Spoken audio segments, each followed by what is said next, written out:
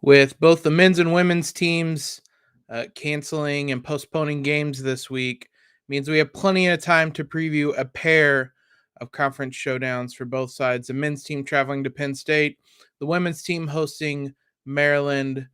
We'll look into both those games, get you guys all set for the weekend's action on today's episode.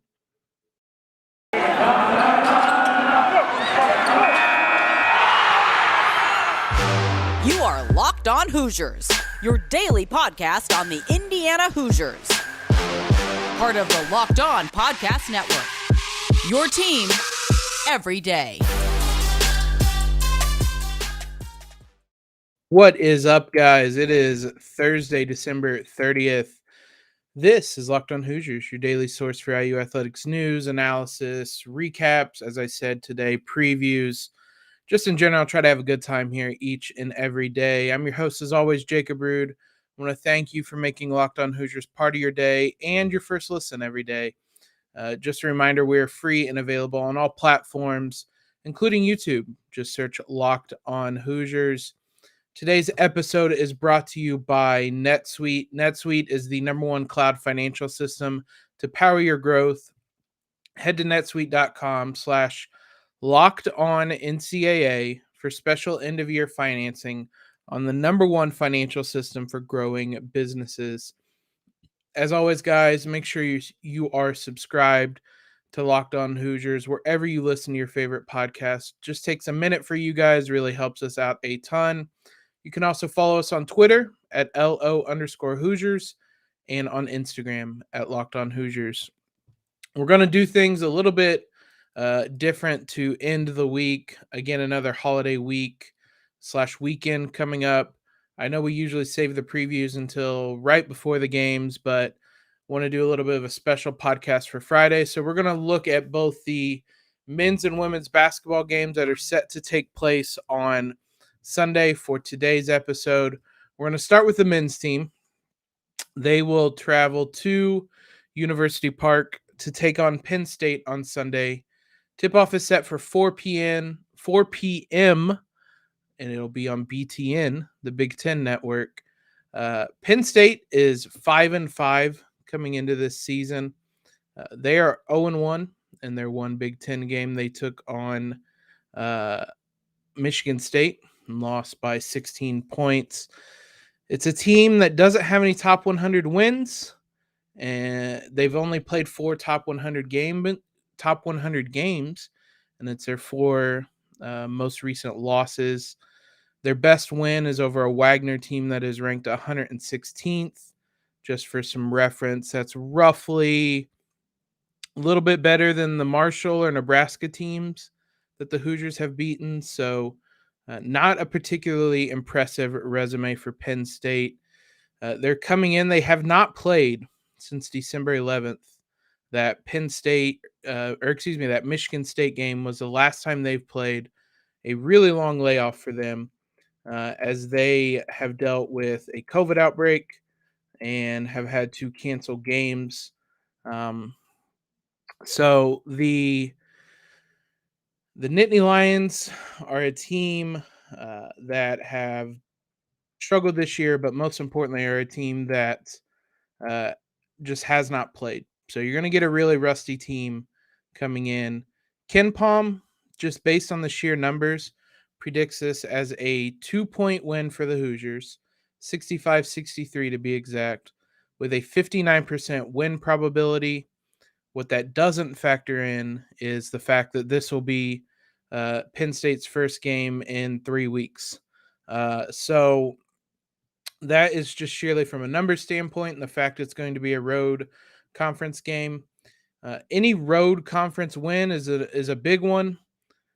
This is a really good chance for the Hoosiers to pick up their first road win of the season. The circumstances are favorable to the Hoosiers to get that win, kind of get that monkey off their back now, and set them up for a pair of home conference games, one coming against Ohio State that could be a really big win for them. This series has been dominated by the Hoosiers historically. They are 41-12 overall.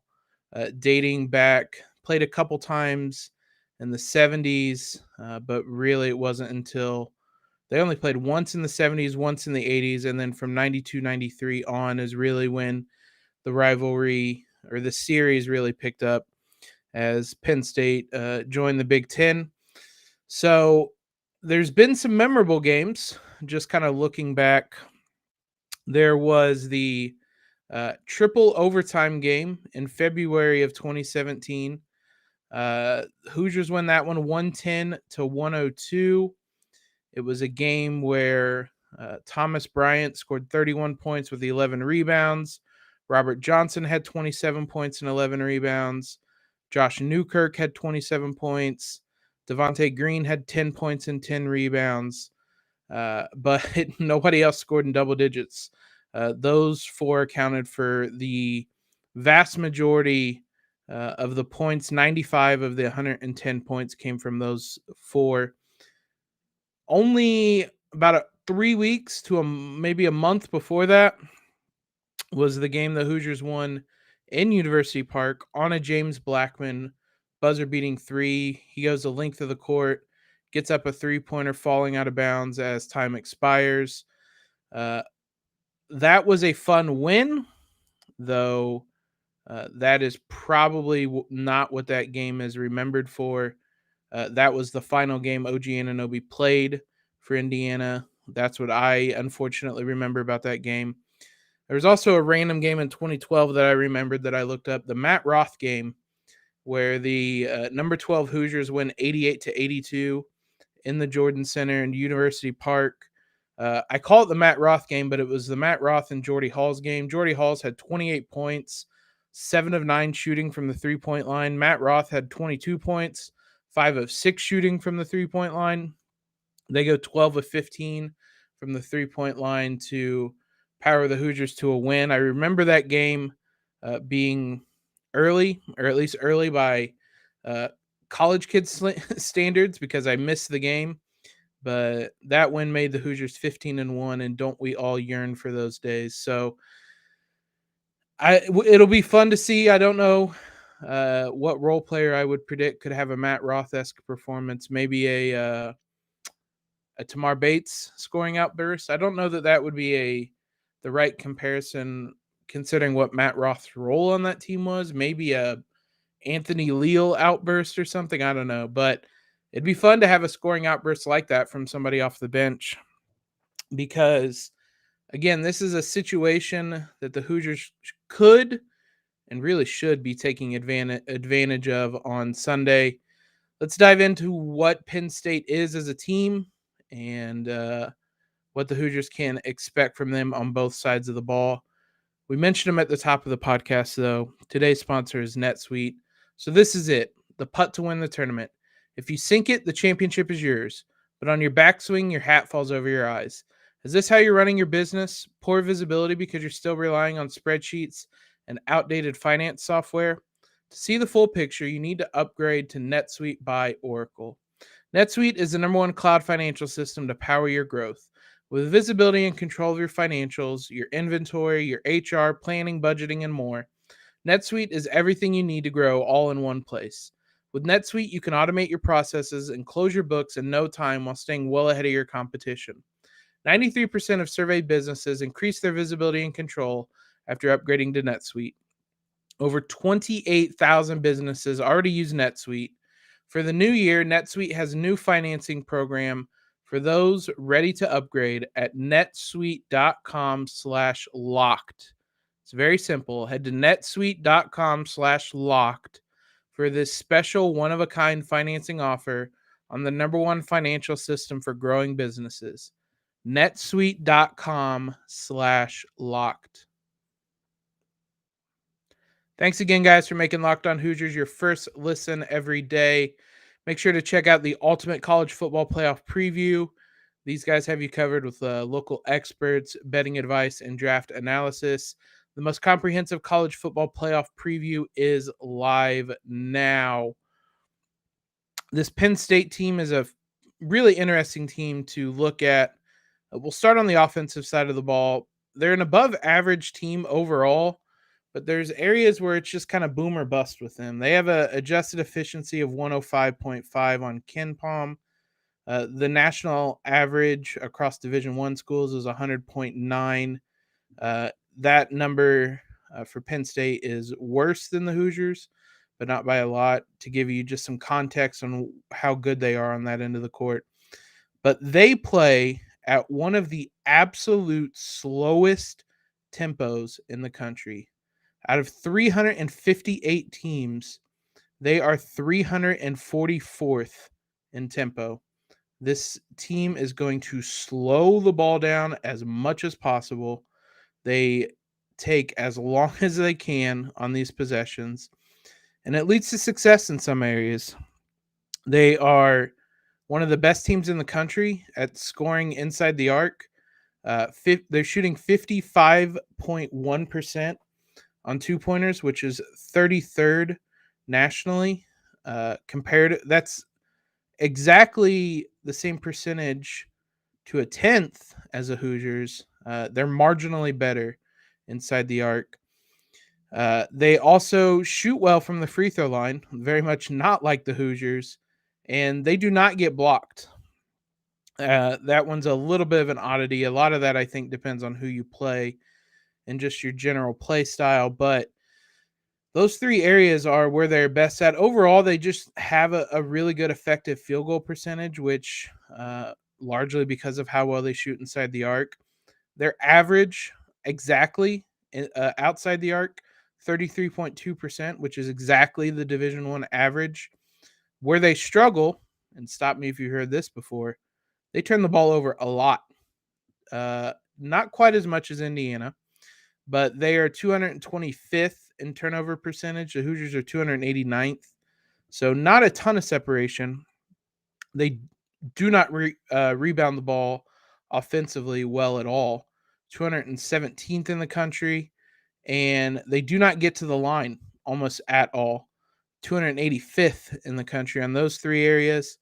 The only other area where they are below average is just steal percentage, which means they give up the ball, and it's a lot of live ball turnovers, not dead ball, out of bounds types of travels, things like that. It's bad passes that lead into turnovers and running the other way.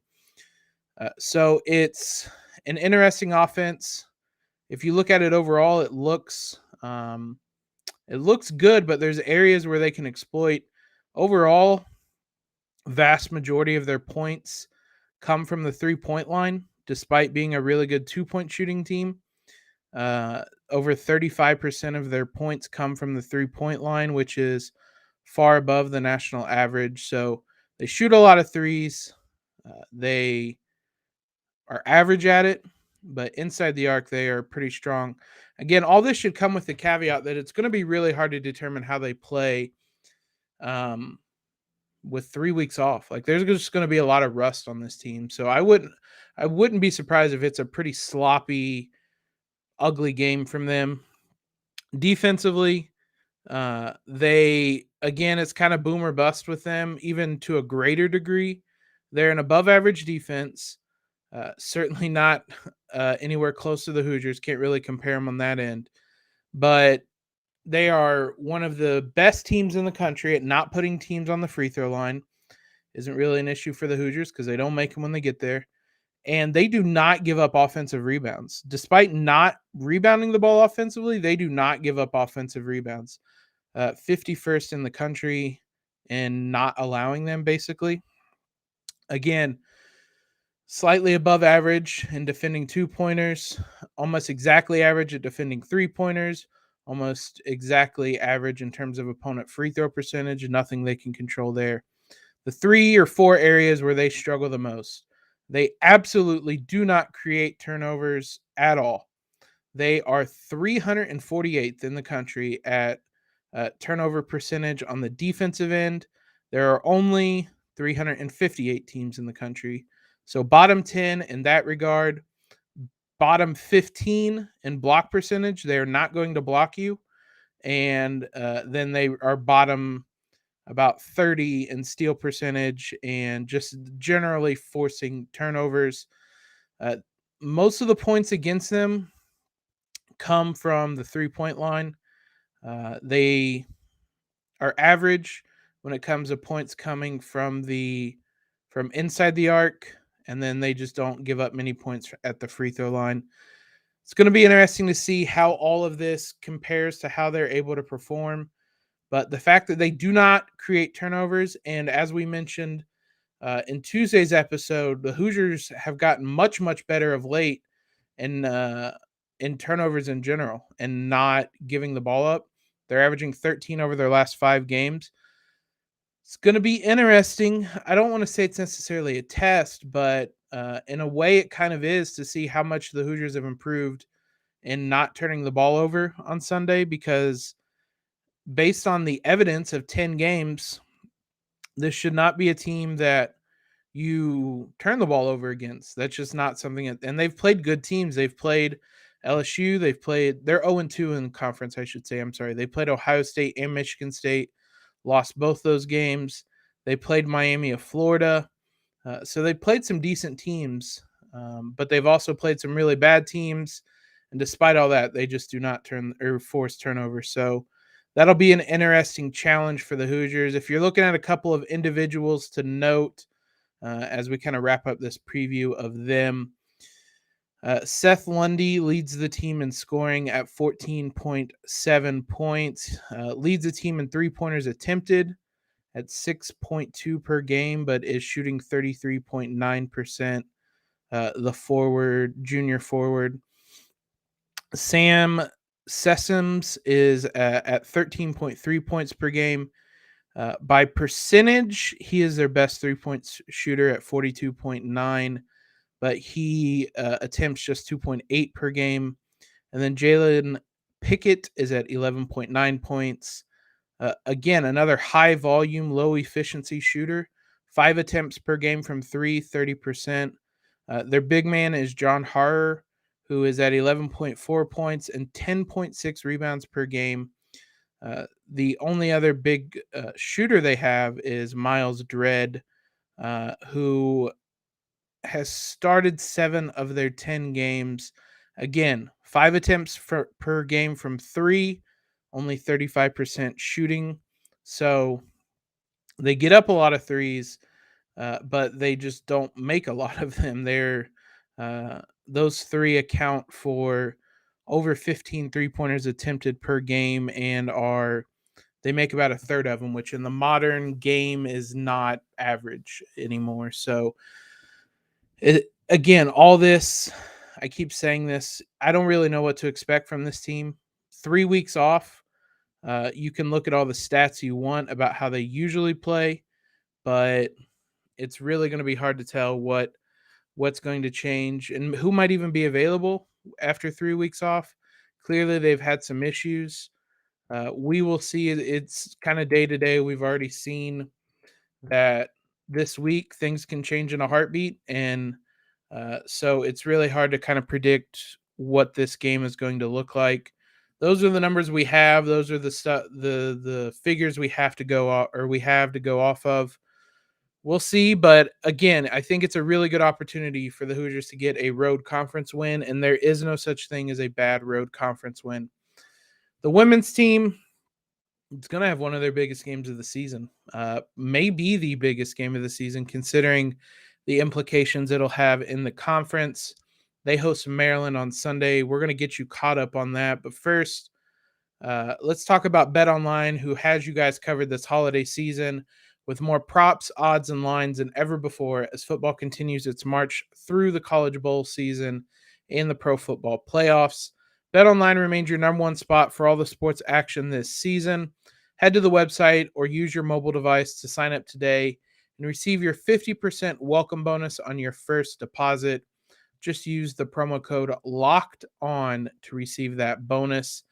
So whether it's football, basketball, NHL, boxing, UFC, even your favorite Vegas casino games, these guys have you covered, and don't wait to take advantage of all the opportunities they have.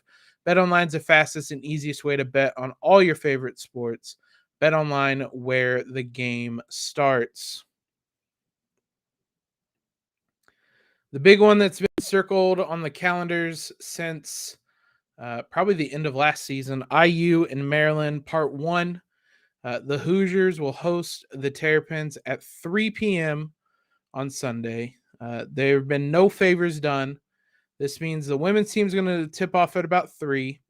If we're lucky, the first half will end roughly around the time the men's game will tip off. And then you're going to have to do some flipping back and forth between channels to see the second half of this game and the first half of the men's game. This game will be in Assembly Hall. It will be on ESPN2. So the good news is both these games are going to be on national TV. Will be easy to find. This season, Maryland is 10-3, but there are a lot of caveats that come with this record. They started off the season 6-0. They were in the Bahamas with the Hoosiers. It was the Hoosiers, NC State, Stanford, and Miami. They played NC State first and lost, and then played Stanford and lost. However, those two games, they had 7 available players because of illnesses, COVID, injuries, a mixture of things. They barely were able to put a roster out there. They were barely able to even play the game.